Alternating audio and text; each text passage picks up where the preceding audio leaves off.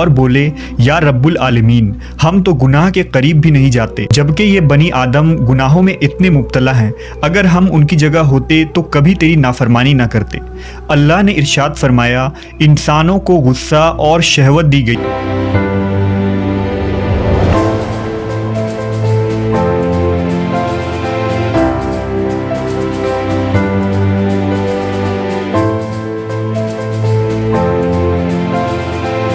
अब तक तो हम आपने यही सुना था कि हम इंसानों से गलती होती ही है। इंसान गलतियों का एक पुतला होता है। इंसान की फितरत होती है गलती करना। लेकिन अगर आपको पता चले कि जो फरिश्ते होते हैं उनसे भी गलतियां होती हैं तो फिर आपको कैसा लगेगा? तब तो आप ये सोचेंगे कि हाँ, तब हम लोग ज़्यादा गुनाह नहीं करते। हमसे बड़े बड़े गुनाह करने वाले भी फरिश्ते कहलाते हैं। तो हे हेलो फैमिली, नमस्ते, सत श्री अकाल, अस्सलाम वालेकुम। कैसे हैं आप? आई होप आप लोग बहुत अच्छे होंगे और अपने पेरेंट्स का ख्याल भी काफ़ी अच्छे से रख रहे होंगे। आई विश कि आप और आपकी फैमिली हमेशा हेल्दी वेल्दी रहे और इन्जॉय करें। आज जो हम रिएक्शन लेकर के आए हैं वो इस चीज़ पे लेके आए हैं कि दो दो एंजल थे, दो फरिश्ते थे जिनका नाम था हारूत और मारूत। वो जब धरती पे आए थे तो उन कैसा उन्होंने बिहेव किया था इस धरती पे? क्या उन्होंने गलतियां की थी? और अगर उन्होंने गलतियां की तो उसको उनकी सजा मिली थी या नहीं मिली थी? और हारूत और मारूत जो कि एक एंजल थे, इनके केस में एक कुआं भी बहुत ज़्यादा फेमस है। उस कुएं से इनका क्या लिंकअप है, इस वीडियो में पूरी जानने की कोशिश करेंगे। वीडियो को अंत तक ज़रूर देखिएगा ताकि आपको थोड़ी सी नॉलेज हो जाए उनके बारे में। मुझे पता है कि हमसे ज़्यादा तो आपको नॉलेज होगा, लेकिन हम अपने साथ साथ आपकी और ज़्यादा नॉलेज बढ़ाना चाहते हैं। तो चलिए बिना देरी किए शुरू करते हैं। लेकिन अगर आप चैनल पे नए हैं तो इसको सब्सक्राइब करिएगा, लाइक करिएगा, शेयर करिएगा और अंत तक प्लीज़ बने रहिएगा ताकि हम दोनों हम आपस में मिल करके थोड़ी थोड़ी बात गुफ्तगू करेंगे और आपको भी हमारी बातें समझ में आएंगी कि हमने जो चीज़ बोली है वो सही समझा है या नहीं समझा। तो चलिए देखते हैं, लेट्स गेट स्टार्टेड। हारूत और मारूत कौन थे? बाबुल का कुआं कहाँ है? और हारूत और मारूत का जादू किस तरह का था?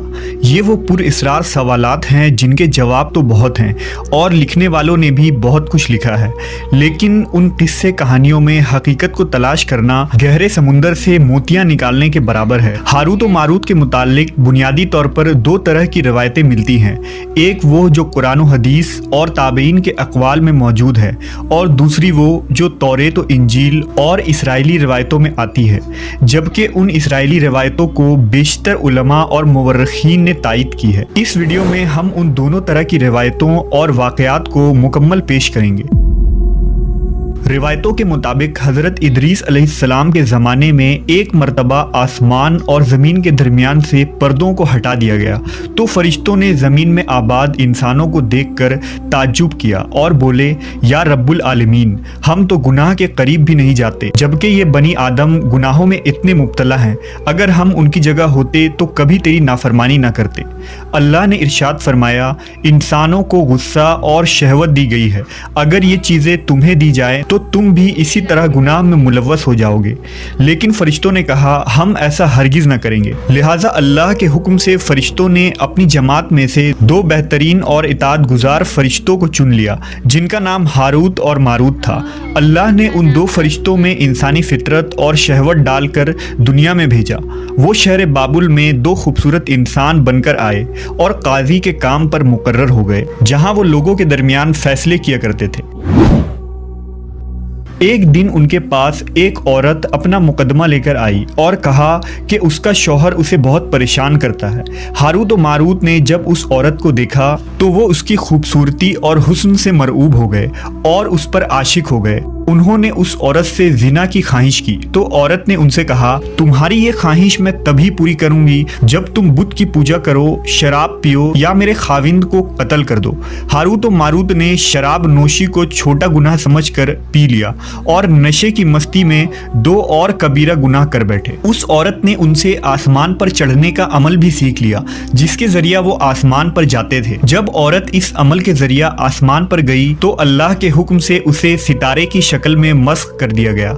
चूंकि उस औरत का नाम ज़ोहरा था इसलिए वो सैयारा ज़ोहरा कहलाया, जिसे आज वीनस कहते हैं।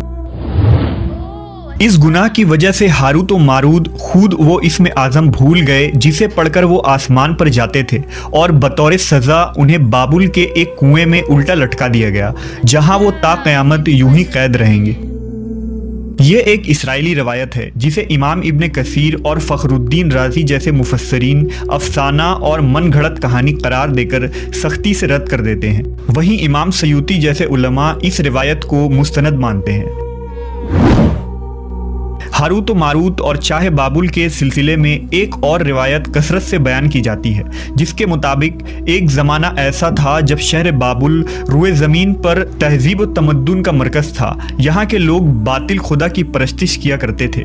ये लोग अपनी किस्मत उनसे वाबस्ता समझते थे, इसलिए इल्म नजूम और इल्म फल्कियात में बड़े माहिर थे। उनके बुतकदों में सितारों की पूजा की जाती थी। ये लोग जादू, तंत्र मंत्र, सिफली को बहुत अहमियत देते और इस इल्म के जरिया मुआशरे में खूब फसाद फैलाते थे। ये लोग तिलिस्म, जादू, तंत्र मंत्र में बहुत आगे बढ़ गए। उनमें बड़े बड़े जादूगर मौजूद थे।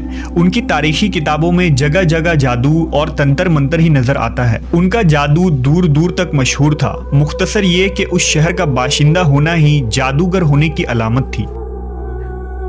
जब हज़रत सुलेमान अलैहिस्सलाम की हुकूमत आई तो आपने उन लोगों को इस शिरकिया अमल से रोका और उनकी सहर और जादू की किताबों को एक जगह जमा करके अपनी अजीम कुर्सी के नीचे दफन कर दिया, ताकि इस फितना अंगेज इल्म का जड़ से खात्मा हो जाए। जब सुलेमान अलैहिस्सलाम की वफात हुई तो शैतान ने उन किताबों को दोबारा खोद कर निकाला और लोगों से कहा कि सुलेमान पैगंबर नहीं था, बल्कि उन किताबों के जरिया हुकूमत किया करता था। लिहाजा हवा में उड़ना, जिन्नात पर काबू और सुलेमान अलैहिस्सलाम के गैर मामूली मुआजिज़ात दरअसल जादू और सिफली का अमल था। बनी इसराइल ने उसकी पैरवी की और उन किताबों को पढ़ना शुरू कर दिया। लिहाजा दोबारा ये शर अंगेज इल्म इस कौम में सुरायत कर गई। अल्लाह ने सुलेमान अलैहिस्सलाम पर लगाए गए इल्ज़ाम और तुहमत की नफ़ी करते हुए सूरह बकरा में फरमाया है, और उन्होंने उस चीज़ की पैरवी की जो शैतान सुलेमान की बादशाहत के वक्त पढ़ते थे, और सुलेमान ने कुफ्र नहीं किया था लेकिन शैतानों ने ही कुफ्र किया। लोगों को जादू सिखाते थे और उस चीज़ की भी जो शहर बाबुल में हारूत और मारूत दो फरिश्तों पर उतारा गया था, और वो किसी को ना सिखाते थे जब तक ये ना कह देते कि हम तो सिर्फ आजमाइश के लिए हैं, तू काफिर ना बन। लिहाजा जब ये सहर का इल्म बाबुल में आम हो गया और लोगों की तकलीफ और परेशानी का बाज़ बन गया, तो अल्लाह ने दो फरिश्तों को इंसानी सूरत में मामूर किया कि वो जादू के अवामिल और उसे बातिल करने का तरीका लोगों को सिखाएं, ताकि वो जादूगरों के फसाद और शर से महफूज रह सके। लेकिन ये तालीमात गलत मकसद के लिए भी इस्तेमाल हो सकती थी। हालांकि वो फरिश्ते लोगों को तंबीह करते थे और उनके लिए सराहतन कहते थे कि ये तुम्हारे लिए एक तरह की आजमाइश है, लेकिन फिर भी वो लोग ऐसे कामों में पड़ गए जो इंसानों के लिए ज़रर और नुकसान का बास था। बाज़ अरबी दास्तानों में उस कुएं का जिक्र भी मिलता है जहां कई लोग पहुंचे और हारूत और मारूत से मुलाकात करके जादू का इल्म भी सीखा। जबकि बाज़ मवर्रखीन का कहना है कि इराक के शहर हल्ला के करीब एक खंडर में मौजूद कदीम कुआं है जहां से बाबुल की सरहद शुरू होती थी। ये उस कुएं को ही चाहे बाबुल करार देते हैं। बहरहाल इस वाक़े से ये सबक मिलता है कि सिफली और जादू एक शिरकिया अमल है, मगर ये कि इसका इस्तेमाल फसाद और शर पसंदी के खात्मे के लिए किया जाए।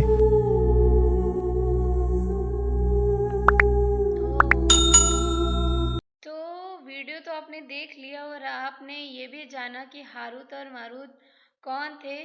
मुझे वीडियो देख कर के बहुत कुछ समझ में आया, और जो चीज़ समझ में आई वो ये थी कि हारूत और मारूत एक एंजल थे, फरिश्ते थे, जो कि ये सोचते थे कि धरती पे जो लोग हैं वो इतना ज़्यादा गलत काम कर रहे हैं, हम अगर धरती पे होते तो हम ऐसा काम नहीं करते। तो अल्लाह ने उनको नीचे भेजा उन सारी पावर के साथ जो पावर एक इंसान को दी गई है, सोचने समझने की, ईर्ष्या करने की, गुस्सा करने की। लेकिन जब हारूत और मारूत ने एक लेडी को देखा तो वो उसके प्रति अट्रैक्ट हो गए थे और गलत काम बहुत सारे करने लगे थे, जिसके वजह से उनको पनिश किया गया, कुएं के अंदर डाल दिया गया। अब ये जब तक दुनिया रहेगी ये तब तक उसी में ही पड़े रहेंगे।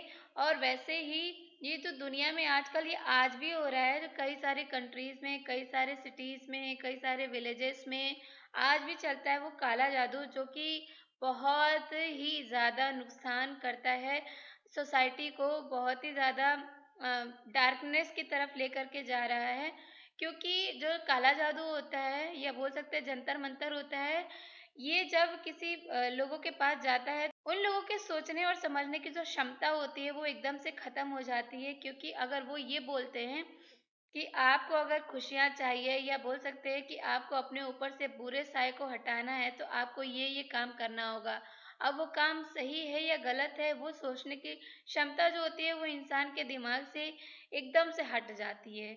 ये चीज़ बहुत ज़्यादा नुकसान करती है जब इस चीज़ का गलत फ़ायदा उठाया जाता है। आपको इस वीडियो से क्या-क्या चीज़ सीखने को मिली है और जो चीज़ सीखने को मिली है, वो आपके साथ हुआ है कभी या नहीं हुआ है?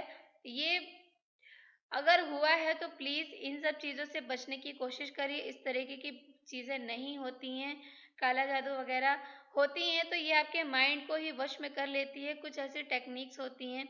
आपको ये रिएक्शन कैसा लगा हमें बताइएगा ज़रूर, और अगर आप चैनल पे नए हैं तो प्लीज़ लाइक, शेयर, सब्सक्राइब ज़रूर करिएगा। Thank you so much for watching with me till last. Bye.